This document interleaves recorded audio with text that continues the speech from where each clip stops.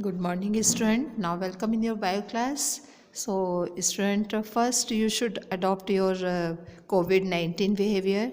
Wear mask when you go in any place, crowded place, and for protections, wear masks. ठीक है. Secondly, always wash your hand by sanitizer. Through the sanitizer at least 1 minute.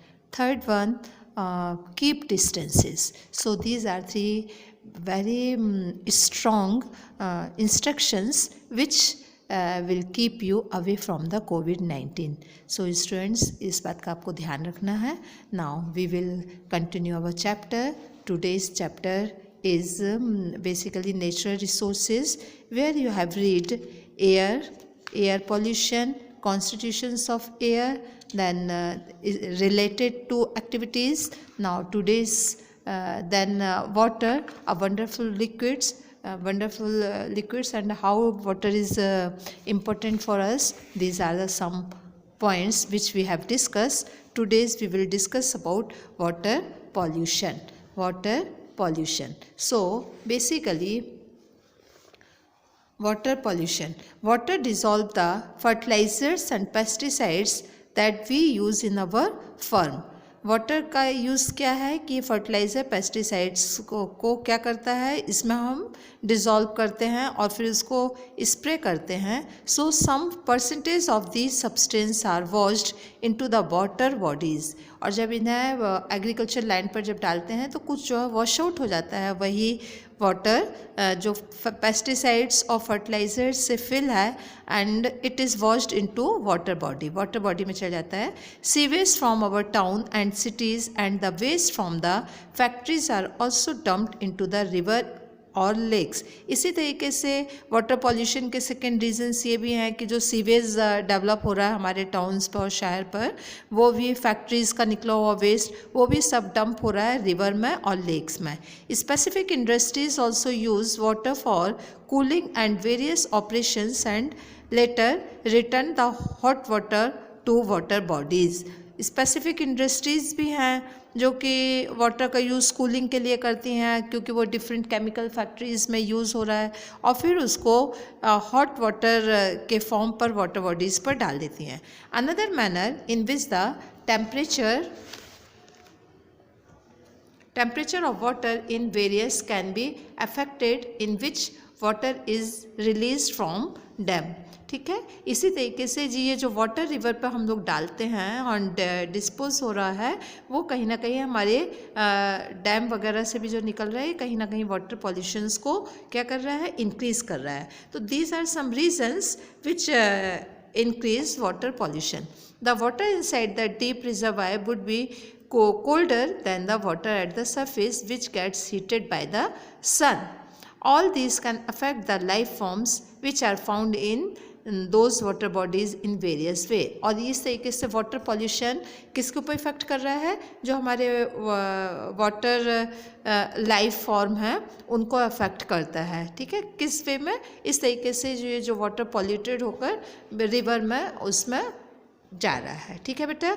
तो these affect the balance between the various organisms which have been established in this system. So we use the term water pollution to cover the following effects. तो अब हमको water pollution terms को क्या क्या effect देता है, let us be conclude in some following points. First, addition of undesirable substance to water bodies. These substances could be the fertilizers, pesticides and used in farming, और they could be poisonous substance. क्या समझ में आया? जो water pollution है वो क्यों है? It is due to addition of undesirable substance. जो अनडिज़ायरेबल सब्सटेंस रिक्वायर्ड नहीं है बट वाटर बॉडी में ऐड कर दिए गए हैं, it makes water polluted. These substance could be fertiliser. ये सब्सटेंस हो सकते हैं फर्टिलाइज़र, पेस्टिसाइड्स विच जो फार्मर्स के थ्रू यूज़ हो रहे हैं, and poisonous substance like mercury, salt which is used by paper industries. अलग अलग इंडस्ट्रीज़ में अलग अलग केमिकल यूज़ होते हैं. ठीक है ना, रॉ मटेरियल के फॉर्म पर. अब वो जब वाटर में वॉश आउट होंगे, वाटर में डंप किए जाएंगे तो वाटर पॉल्यूशन होगा. ठीक है. These poisonous substance could also disease causing organisms like the bacteria which causes chlorella. और ये जो है डिजीज़ कॉजिंग ऑर्गेनिजम्स को डेवलप करने में हेल्प करते हैं, ठीक है, जो क्लोरेला वगैरह, क्लोरेला, ठीक है, जो कि बेसिकली वाटर बॉर्न डिजीज़ है. The removal of desirable substance from water bodies dissolve oxygen is used by animal and plants that live in water. Any changes that reduce the amount of this dissolved oxygen would adversely affect these aquatic organisms. और ये aquatic organisms में क्या दे रहे हैं, बहुत ही defective और defected कर रहे हैं और वाटर ऑर्गेनिजम्स के लिए वाटर पॉल्यूशन बहुत ज़्यादा निगेटिवली वर्क कर रहा है. Other nutritions could also be depleted from the water bodies. और दूसरे न्यूट्रिशंस को भी ये कम कर देता है, ठीक है बेटा. Third one, change in temperature. Change in temperature, aquatic organisms are used to certain range of temperature in water bodies. अब यदि टेम्परेचर चेंज हो रहा है तो एक्वेटिक ऑर्गेनिजम्स में कैसे इफेक्ट पड़ेगा. एक्वेटिक ऑर्गेनिजम्स जो हैं वो कुछ रेंज के टेम्परेचर को बियर कर सकते हैं, सिर्फ उनकी रेंज बहुत शॉर्ट होती है, ठीक है. एंड सडन यदि चेंज आता है टेम्परेचर में, if water bodies where they live and sudden marked change in this temperature would be dangerous for them. जब अचानक से कोई चेंज आएगा तो वो उनके लिए क्या हो जाएगा, बहुत ही ज़्यादा डेंजरस हो जाएगा, ठीक है. For them the effect their breedings, उनकी ब्रीडिंग पीरियड को भी इफेक्ट करेगा. नेक्स्ट उसकी रिप्रोडक्शन जब इफेक्ट होगा तो नेक्स्ट जो प्रोजिनी है वो भी इफेक्ट होगी. The egg and the larva of the various animal are particularly susceptible to the temperature changes. कुछ एग्स और लार्वा जो होते हैं अलग अलग ऑर्गेनिजम्स के, एनिमल्स के, वो भी ससेप्टेबल हैं टेम्परेचर चेंजेस से. So these are the some conclusions points about water pollution which effect living organisms life. These points we have given. Now there are some questions are given there. First, why do organisms need water? Here you will write need of water. Water क्या है, एक सबसे good solvent है. और water body के अंदर जितनी भी मेटाबॉलिक एक्टिविटीज़ हो रही हैं, केमिकल एक्टिविटीज़ हो रही हैं, बायो केमिकल एक्टिविटीज़ हो रही हैं, these all needs water in form of solvent. So in this way you will write how water is responsible or important for living organisms for their existence.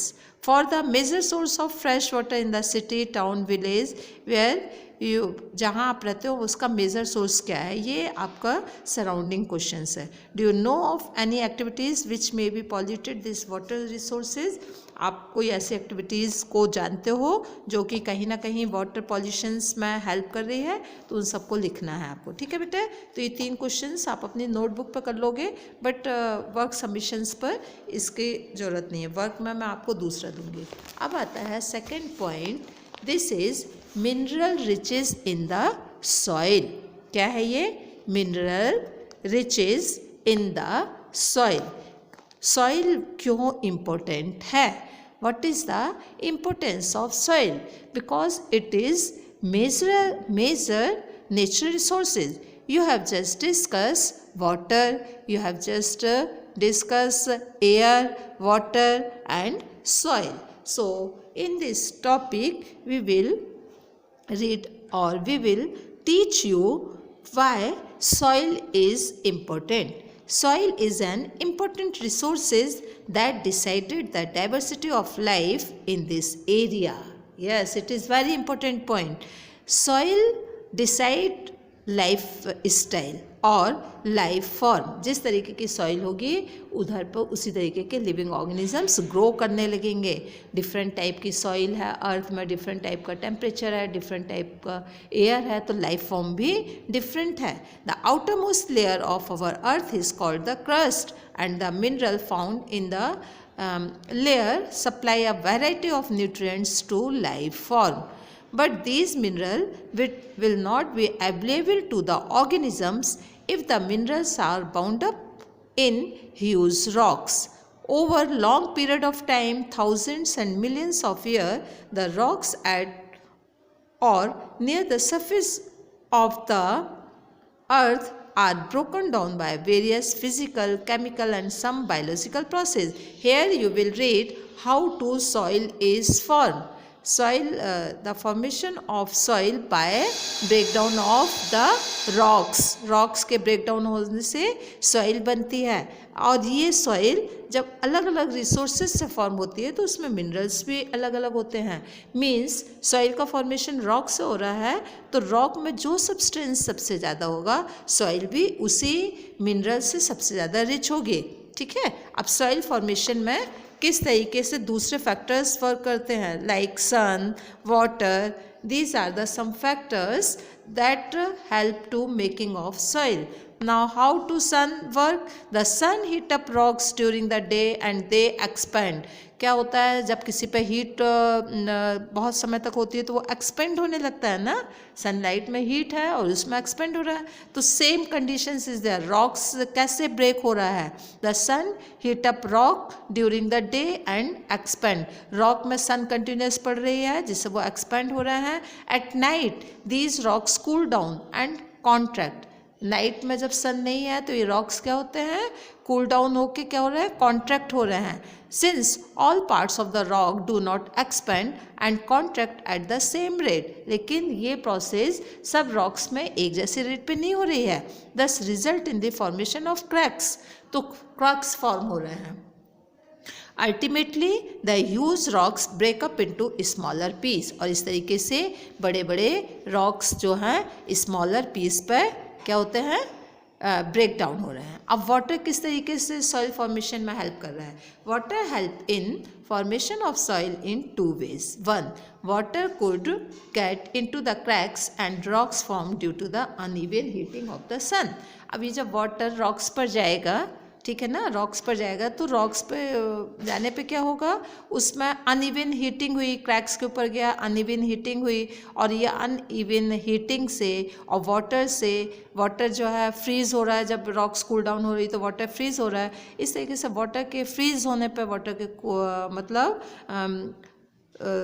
Liquid form पर आने पर cracks में भी असर पड़ता है. क्रैक भी broader होते जाते हैं और जब क्रैक्स ब्रॉडर होते जाएंगे ठीक है तो लॉन्ग टाइम के बाद after long time it will be break. So this is the reason how to rocks break और small pebbles and small pebbles break into or small fragments that makes ultimately soil. So there are the making of soil is also called weathering because weather is involved in making of soil student. Now third one is wind. How to wind involved in formation of soil. So let us see wind in this process similar to the way in which water rubs against rocks and wear them down. Rocks जब wind के उसमें क्या होती हैं आपस में क्या करेंगे ये एक दूसरे को हिट करेंगे. हिट करने से वो टुकड़े छोटे छोटे टुकड़ों पे आएंगे. कभी कभी स्ट्रॉन्ग विंड्स आती है तो इसका इफेक्ट और ज़्यादा होता है और इस तरीके से रॉक्स जो है वो क्या होने लगती है ब्रेक डाउन होने लगती है. So there are 3 important factors which involve in making of soil. It is sunlight, it is water, it is wind. ठीक है. Otherwise living organisms. The soil different form of living organisms are there. Living organisms also influenced the formation of soil. Lichens, like lichen it is composition of 2 organisms. First one is algae and second one is fungi and both live together and both are beneficial to each other, which we have discussed in earlier. But how when lichen grow in the surface of the rocks, while growing they release certain substance that causes rock surface to powder down. lichen जब develop होती है तो ये एक ऐसे substance develop करती है जो रॉक्स को क्या करते हैं रॉक्स को धीरे धीरे पाउडर फॉर्म पर कन्वर्ट करते जाते हैं and form a layer of soil.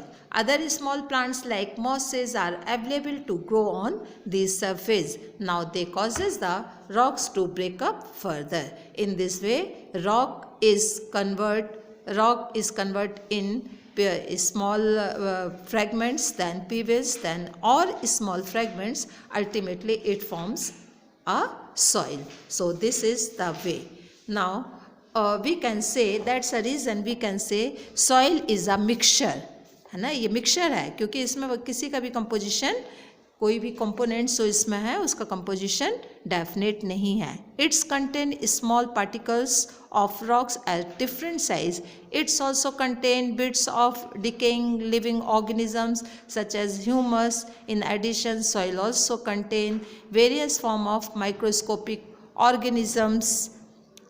Microscopic life type of the soil is decided by the average size of particles found in, and quality of soil is decided by the amount of humus and the microscopic organisms.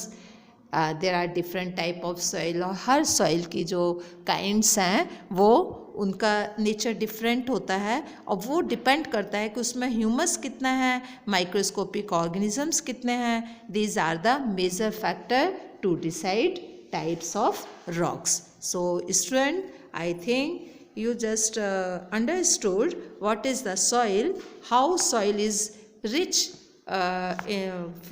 rich in different minerals. अलग अलग soil अलग अलग mineral में rich क्यों हैं, and what is the composition of soil, types of soil, and how to soil is formed. These are the main topics of today which we have discussed. Already we have discussed. Okay students, thanks, a nice day. Thanks and have a nice day. Thank you.